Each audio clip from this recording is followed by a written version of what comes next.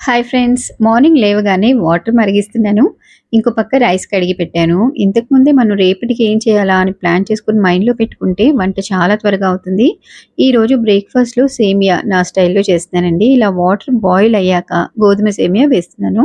Just 2 మినిట్స్లో water drain చేసేసి ఒక ప్లేట్లో తీసుకొని వేడిగా ఉన్నప్పుడే నెయ్యి, పంచదార యాడ్ చేసి బాగా కలపాలి.